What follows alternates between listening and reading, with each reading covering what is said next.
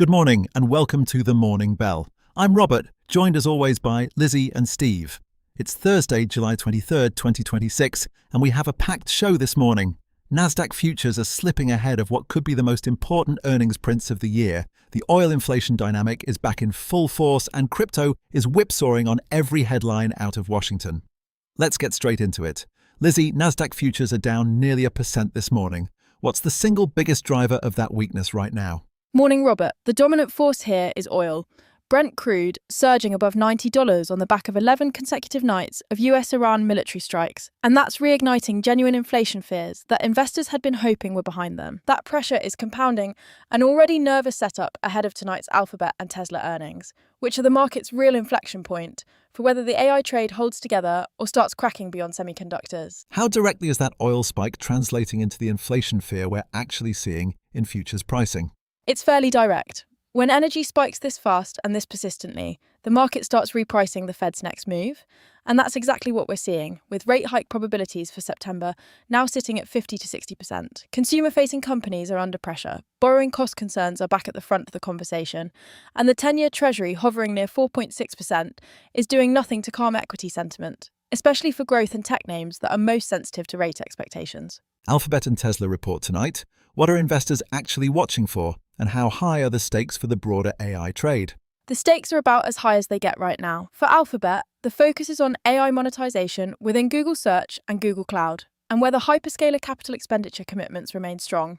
Because any softness there would directly validate fears that the semiconductor sell-off is the beginning of a broader AI unwind rather than a temporary rotation. For Tesla, investors want clarity on robotaxi progress and capex guidance.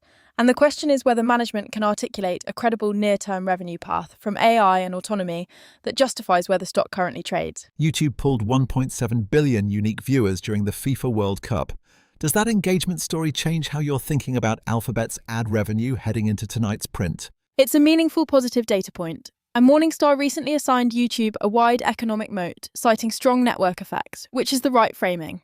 This isn't just a one-tournament pop. It's evidence that YouTube's advertising ecosystem is scaling in ways that increasingly rival traditional broadcast. That said, the market will care far more tonight about what management says about AI search monetization and cloud growth rates. So the World Cup engagement story is supportive backdrop rather than the headline the bulls need to hear. The semiconductor sector has erased roughly $3.3 trillion in global chip value, yet the S&P 500 advanced decline line recently hit a record high. Is this a contained sector rotation or something more dangerous? Right now, the evidence still points toward a contained rotation rather than broad systemic stress.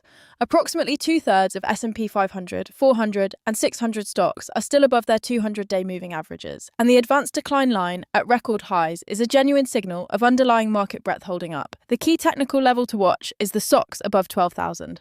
If that breaks and broader participation starts deteriorating, then the conversation changes significantly, but we're not there yet. Micron, SanDisk, and Western Digital posted back-to-back double-digit gains. Is the memory chip rebound sustainable, or is Bank of America right to call it just a summer reset? Bank of America's framing of a summer reset is probably the more measured interpretation for now. SanDisk up 14%, Western Digital up 12.1%, Micron up 12.2%. In a single session is a violent rebound. And SMCI's record $60 billion quarterly AI infrastructure backlog is clearly providing fundamental support for the thesis that AI hardware demand isn't going away. But the broader semiconductor bear market context and the $3.3 trillion in value erased globally means traders should be treating this as a tactical bounce until tonight's hyperscaler capex guidance gives us something more durable to build on. AT&T beat and helped ease SpaceX competition fears. Does this result actually change the risk picture for the broader telecom space? It's more relief than a structural shift. AT&T's results were constructive and calmed some of the worst-case fears around SpaceX disruption. But Verizon and T-Mobile still face the same competitive dynamics, and one solid quarter from one carrier doesn't rewrite the longer-term pressure that low Earth orbit broadband represents for the legacy telecom model. Traders got a reprieve, but I wouldn't be building a sector-wide telecom position around one earnings beat. Steve, let's bring you in on the macro side. What does this week's economic data tell us? The standout release came last week on Wednesday, July 16th. Initial jobless claims for the week ending July 11th printed at 208,000, meaningfully below the 217,000 forecast and down from the prior reading of 216,000, which is a notably strong labor market signal. That print told us that layoffs remain historically contained, and a labor market this tight gives the Fed very little cover to pivot toward cuts, which is precisely why rate hike probabilities have been rising alongside the oil-driven inflation concerns. Today is Thursday, so claims are out again this morning. What's consensus expecting, and does a modest tick higher change the story? Today's initial jobless claims release covers the week ending July 18th, and the consensus forecast is 212,000, which would be a slight uptick from last week's 208,000, but still well within the range that signals a healthy labor market. A 212,000 print would not materially change the labor market narrative. What it would confirm is that the tight employment conditions supporting the case for a September rate hike remain firmly in place, and combined with oil above $90 sustaining inflation pressure, the data backdrop continues to argue against any near-term Fed easing. Markets are pricing 50 to 60% odds of a Fed hike in September. What would it actually take on the data side to firm up that call? To meaningfully push that probability towards 70 or 80%, you'd want to see either a CPI print that reverses the recent softening trend, particularly if energy costs from sustained oil above $90 start feeding through to core services, or claims holding consistently below 210,000 for multiple consecutive weeks while GDP data remains solid.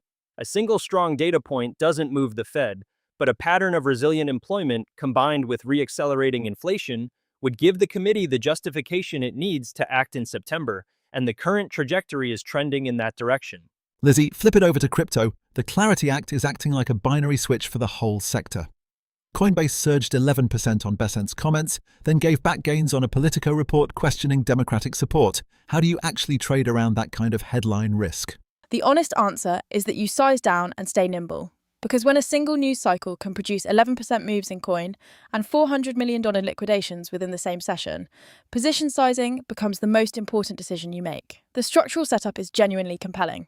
Coin is still down 21% year to date. Bitcoin is down 24%. And these levels reflect a market that's been pricing in prolonged regulatory uncertainty. So the upside on a successful Clarity Act passage is real, but the binary nature of Senate negotiations before the August recess means the risk of a sharp reversal is equally real.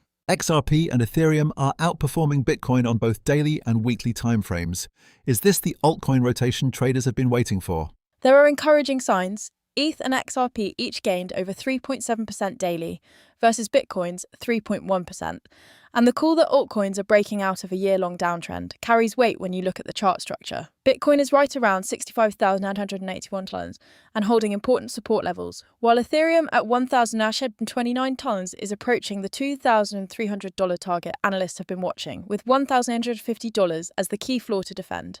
Solana is lagging a bit at $70,160. It's premature to declare a confirmed altcoin season, but the rotation is real, and the grayscale staking payouts formalizing quarterly distributions for ETH and SOL ETFs starting around August 7th is exactly the kind of institutional infrastructure that gives this move fundamental backing beyond pure momentum. The S&P Pantera Digital Asset Index just launched excluding Bitcoin because it generates no protocol revenue. What does that signal about where institutional crypto capital is actually heading? It's a significant institutional tell. When S&P Dow Jones Indices and Pantera build a revenue-screened benchmark that holds ETH8, SOL, BNB, TRX, and Hyperliquid as its top 5 components and explicitly excludes Bitcoin, that's a structural signal about where index tracking institutional capital may flow next. If other index providers adopt similar fundamentals-driven methodologies, you could see meaningful rotation into select large-cap DeFi assets, well ahead of any retail-driven altcoin confirmation, and that's a dynamic worth watching closely over the coming months. That wraps up today's Morning Bell. Thanks to Lizzie and Steve for the breakdown. This is not investment advice. Do your own research before making any financial decisions. And don't forget to subscribe so you never miss a morning. We'll see you tomorrow.